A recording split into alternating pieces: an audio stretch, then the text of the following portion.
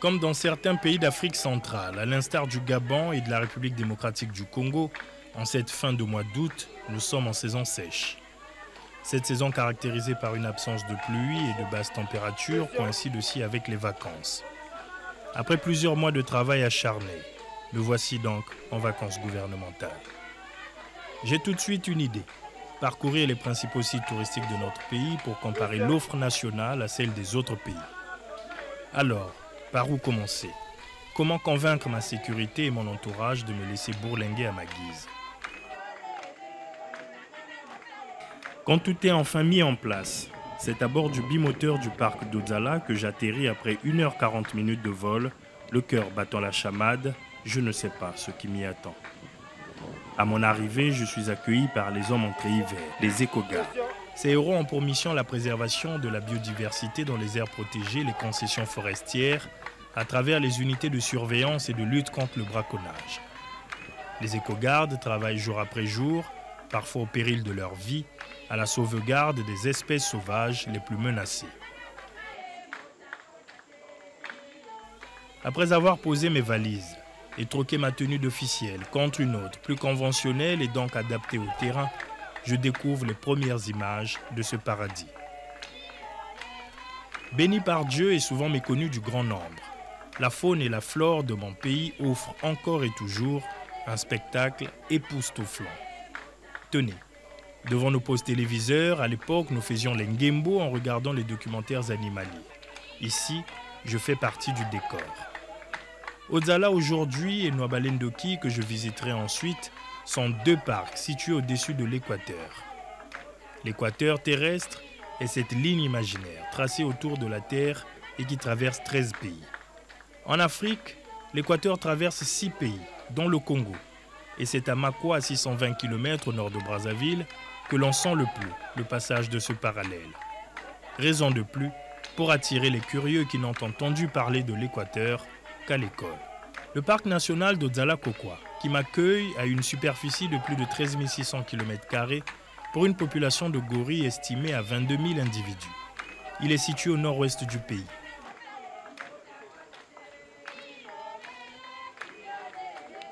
Les éléphants, ils font leur apparition tant attendue. L'apparition de ces pachydermes, à la mémoire aiguisée et fidèle, je ne boude pas le plaisir de ce panorama fait de chants de différents insectes et de chants de différents oiseaux. Dans une grosse mare, le roi se baigne. Des instants riches d'émotions pour nous et de reconnaissance pour ce grand animal qui vit ici en toute liberté. Encore plus loin, les taches de couleur marron tapis dans une végétation couleur verte velours, des buffles. En Afrique, ils font partie avec le léopard, l'éléphant, le rhinocéros noir et le lion du groupe des Big Five. Les 5 mammifères, autrefois craints et respectés par les chasseurs africains. Le parc est arrosé par la Ngoko, affluent de la Mambili, elle-même affluent de la Sanga. Les pieds dans l'eau en les massant naturellement sur du gravier blanc, j'ai soudain les souvenirs de mon enfance. Quelques instants d'évasion qui vous font du bien. L'eau est si bonne que j'ai tout de suite un réflexe rafraîchissant.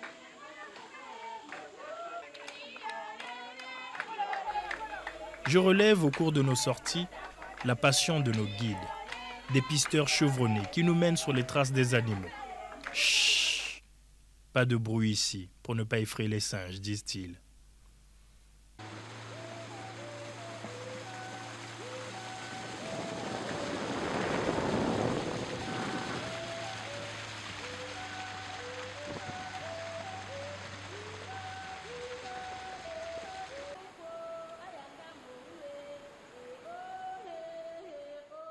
On retrouve des éléphants en Asie.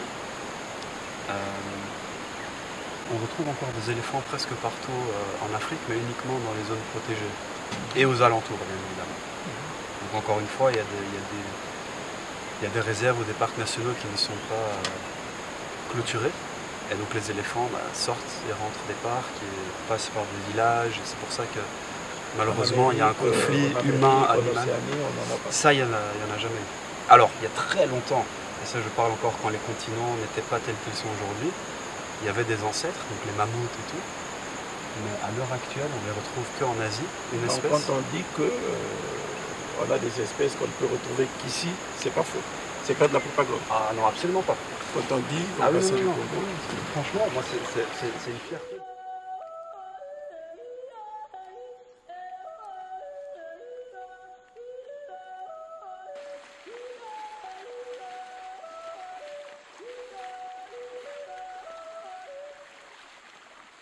À bord d'une pirogue ou à pied, marchant dans l'eau ou dans la boue, nous avons sillonné le parc à l'air frais et à la végétation luxuriante.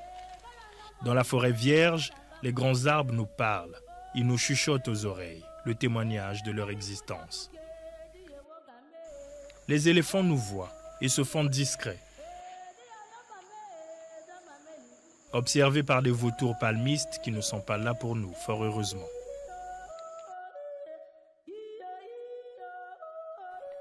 Dans les marais forestiers et les salines, nous avons marché dans l'eau, jusqu'à être surpris par un cobra aquatique, espèce rare et protégée. Nous avons marché dans la boue, 1 heure de marche, 1 heure d'effort, accompagné de belles envolées de perroquets. Effort récompensé par la rencontre avec un éléphant adulte. Regardez, je suis à moins de 10 mètres des rois de la forêt. On dirait une rencontre entre 2 chefs. c'est la première fois dans l'histoire du parc qu'on se soit retrouvé aussi près d'un pachyderme comme celui-ci. Et vous voyez comment il est beau, imperturbable. C'était difficile déjà pour nous de savoir comment accéder à notre camp. Ils sont venus nous accueillir. Quel honneur! C'est par les airs que je rejoins le parc Nwabale Ndoki. Créé en 1993, le parc national de Nwabale Ndoki est une aire protégée située dans le nord du pays, à la frontière avec la République centrafricaine. Il fait partie du trinational de la Songa avec les parcs de Lobeke au Cameroun et le complexe de Dzanga en RCA. Le parc, couvrant une superficie totale de 750 000 hectares, a été ajouté à la liste du patrimoine mondial de l'UNESCO. On y trouve l'ensemble du spectre des écosystèmes de forêts tropicales humides, crocodiles du Nil, grands prédateurs et des poissons-tigres Goliath. La Songa abrite des populations d'éléphants de forêt, des chimpanzés ainsi que des gorilles de plaine. Avant la virée aquatique, des macaques bien sages forment une haie, comme pour nous souhaiter une bonne route.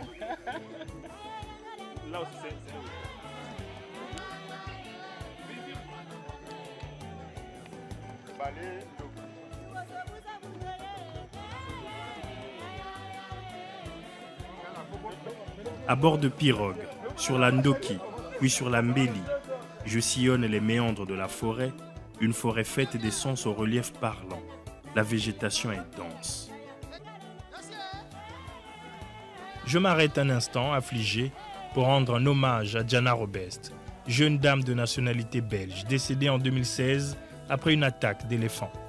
Cette courageuse biologiste a perdu la vie en réalisant son rêve, celui de faire une différence pour le monde animal. Elle a payé de sa vie pour la nature, elle a payé de sa vie pour le bassin du Congo. Faute de gerbes de fleurs, j'accroche une tige verte en sa mémoire.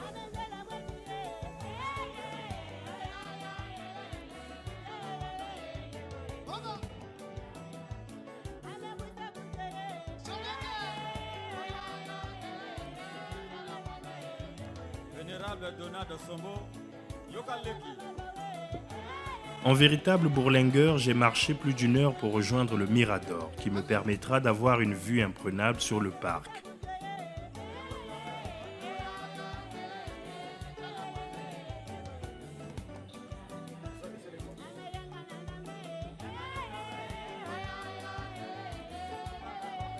C'est le plaidoyer pour la culture. Accompagné de notre guide et des fourmis magnons donnant l'impression de venir avec moi. Du haut du Mirador, je contemple la beauté des lieux. Une nature naturelle, comme dirait l'autre. L'aventure en valait la peine. Aristote. Dans ce parc, le tableau phonique vous coupe le souffle. J'aperçois des biches, des antilopes. Pas bien loin des macaques qui, d'arbre en arbre, marquent leur présence par de petits cris stridents. À bord de ma vedette au vrambissement imposant, le guide m'informe de l'existence des 3 frontières naturelles, RCA, Cameroun et Congo. Il faut y être pour le voir. Comme dans une partie de Koh Lanta, nous gravissons des montagnes.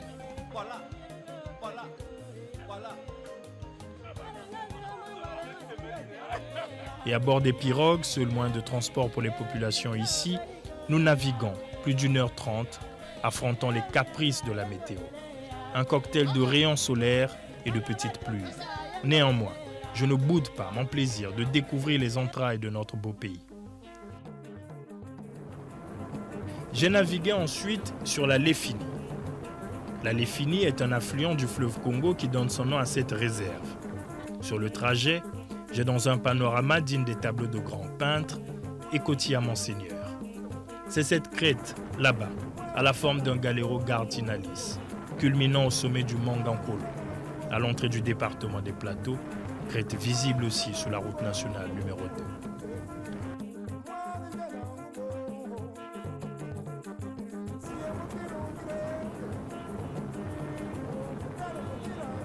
Voici enfin l'Essioluna, réserve située à 140 km au nord de Brazzaville qui a pour objectif de protéger les espèces de gorilles emblématiques et de récupérer les orphelins dont les parents ont été tués par des braconniers. Au loin, 2 têtes, puis 3, ce sont des hippopotames, les maîtres des lieux qui rivalisent d'ardeur avec les crocodiles embusqués, pas bien loin. Toujours à bord de nos embarcations, nous allons à la rencontre des dos argentés et des autres espèces de gorilles. Timides au départ ou frimeurs carrément parce que momentanément dérangés par ces visiteurs d'un autre monde, les gorilles finissent par accepter nos fruits et légumes. À l'adhésion des gorilles, nous nous y mettons tous et tout y passe. Tomates, concombres, bananes. Notre dos argenté, insatisfait et impatient, en veut encore un peu plus. Il se dresse brusquement pour le faire savoir.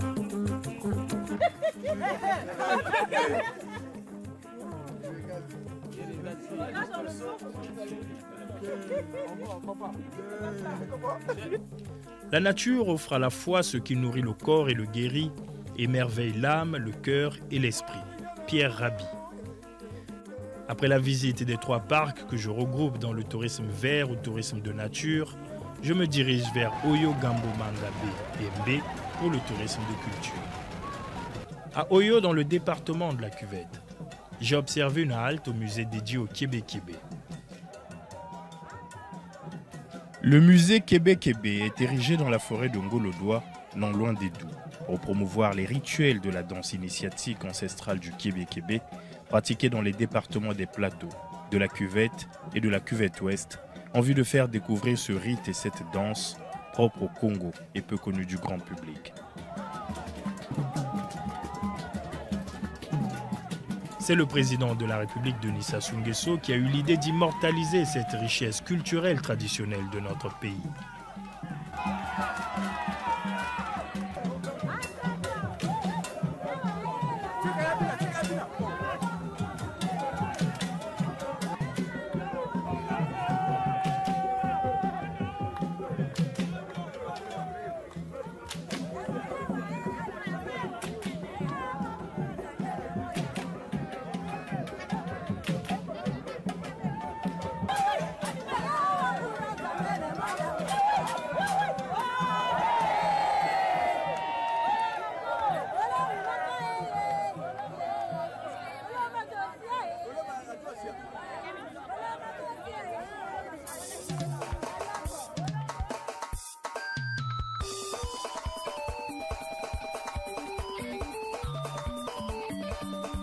Dans le district de Gamboma, en terre Gongoulou, se trouve le royaume de Mbaya. L'influence du roi s'étend sur les 2 rives de la rivière Nkeni, jusqu'à la rivière Léfini. Par la route au Gamboma, je me suis rendu chez le roi, entouré des notables vêtus de leur tenue traditionnelle, tenant entre les mains les attributs du pouvoir.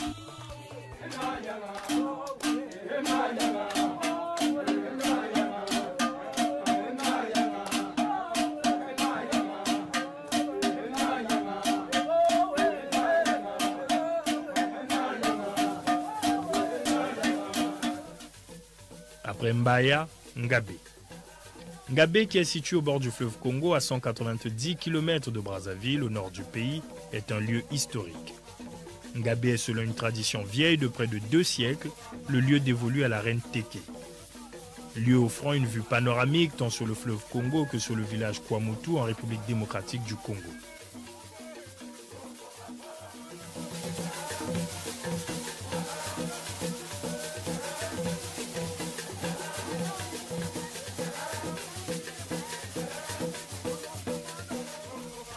Ici, j'ai été reçu par la reine Galifolo. Son nom signifie maîtresse du feu. Elle est la principale épouse du roi, première conseillère et reine. Beaucoup de frissons, les instants passés aux côtés de la reine sont toujours émouvants.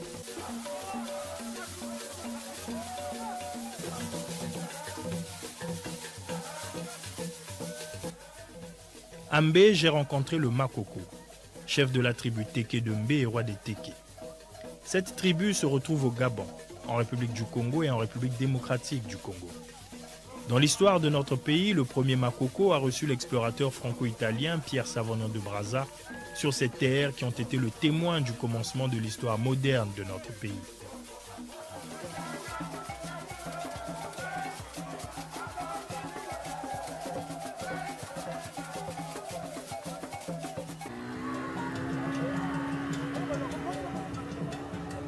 Je partage avec vous ces quelques brins d'histoire pour vous transposer dans ma réalité.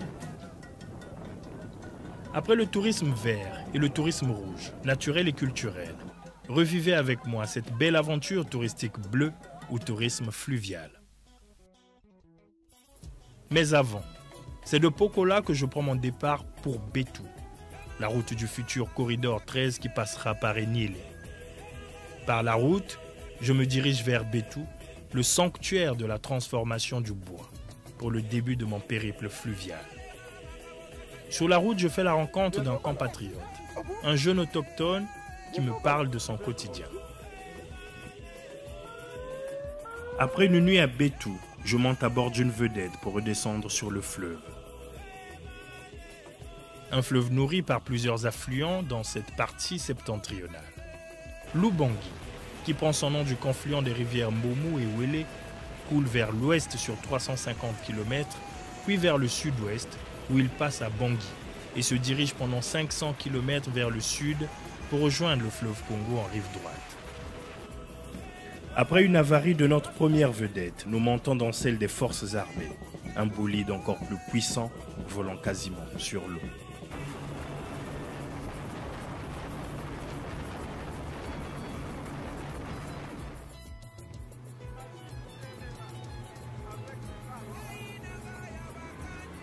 La Likwala, aux herbes, avec 400 km de longueur et un bassin d'une superficie de 28 400 km², elle est un affluent de la rivière Sanga, elle-même affluent du fleuve Congo. La Likwala Mosaka est quant à elle une rivière dont le bassin recouvre une grande partie des départements de la Likwala et de la Cuvette. Sur la liste des affluents, il y a aussi la Lima, qui prend sa source au Gabon et se jette dans le fleuve. Elle est navigable pendant toute l'année. En me rendant à Lesioluna, souvenez-vous, mon canot rapide empruntait la Léfini. Cette rivière qui donne son nom à la réserve de la Léfini est un affluent du Congo. L'Ankeni aussi est un autre affluent du Congo qui se situe dans le département des Plateaux. Je cite ici ceux sur lesquels j'ai navigué au cours de ce périple dans cette partie du pays. Le Congo est un pays abondamment arrosé. Son réseau hydrographique est important, avec une trentaine de rivières et d'autres cours d'eau navigables. Dans ces grands bassins, on trouve des lacs, des mares, des marais, des forêts inondées et marécageuses, le long de cours d'eau permanents et temporaires. Cette richesse hydrographique est à protéger, pour nous et pour les générations futures. C'est l'occasion de rendre un hommage au président de la République du Congo, pour le fond bleu pour le bassin du Congo, qui est un fonds international de développement qui vise à permettre aux États de la sous-région du bassin du Congo de passer d'une économie liée à l'exploitation des forêts à une économie s'appuyant davantage sur les ressources issues de la gestion des eaux et notamment de celles des fleuves. L'accord portant création de ce fonds a été signé par 12 pays de cette sous-région le 9 mars 2017 à Oyo, en République du Congo. En voyant ces eaux, je pense tout de suite aussi à la puissance des chutes de la Lufulakari, qui sont des cascades situées dans le sud-ouest de la République du Congo, dans le département du Poul, à 75 km au sud de Brazzaville, ou encore à la chute de Bela, encore appelée chute de la Louvubi, cascade située dans le sud-ouest, dans le département du Poul, à 60 km de Brazzaville. Je n'oublie pas les chutes de Sossi, dans le district de Louvako.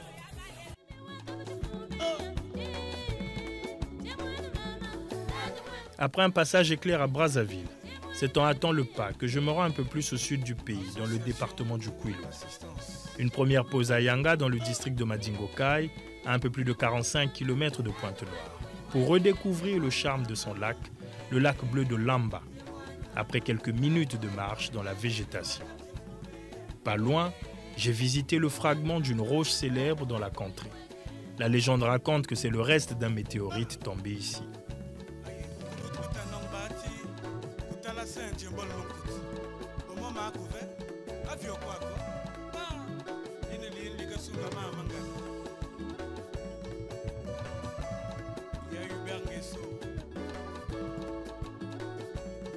Au bord de l'océan Atlantique, Luango et sa baie témoignent de l'histoire de la traite négrière au Congo.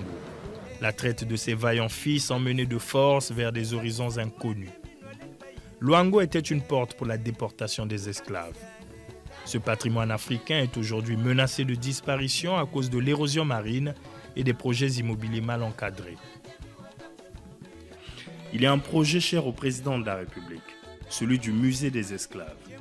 Il permettra de fixer les différentes générations sur ce qu'ont vécu nos lointains parents. Un projet qui apportera une plus-value au tourisme de mémoire. Ici, il suffit de tendre l'oreille pour percevoir la puissance de ces lieux chargés d'histoire. Une histoire triste que je me suis fait raconter, une histoire triste qui redonne de l'espoir en l'humanité. Vous qui partirez des quatre coins de la planète pour vous délecter des merveilles naturelles du Congo profond, des infrastructures hôtelières de qualité vous permettront, comme à moi, de vous sentir chez vous. À Ngabé et à Gamboma, j'ai logé et je me suis restauré sur le site touristique de Ngabé et à Lankeni, fruit du travail de compatriotes qui croient encore en l'industrie touristique. Ces quelques jours d'immersion m'ont donné l'occasion de m'imprégner du fonctionnement de nos sites touristiques, de l'état des infrastructures et de la beauté des espèces animalières, véritable richesse incommensurable. Le plan national de développement 2022-2026 accorde une place de choix au développement du tourisme. Cette immersion est une occasion rêvée de dresser le bilan exact d'un routing touristique. Si c'était à refaire, c'est sans hésiter que je troquerais mon costume. Merci au président de la République, chef de l'État, qui m'a autorisé à m'y rendre. Léonard de Vinci a dit « Va prendre tes leçons dans la nature ». Et le président Denis Sassou Nguesso d'ajouter « Les arbres et nous sommes des frères. Nous vivons grâce à eux et eux vivent grâce à nous. » Je l'ai compris et je l'ai fait.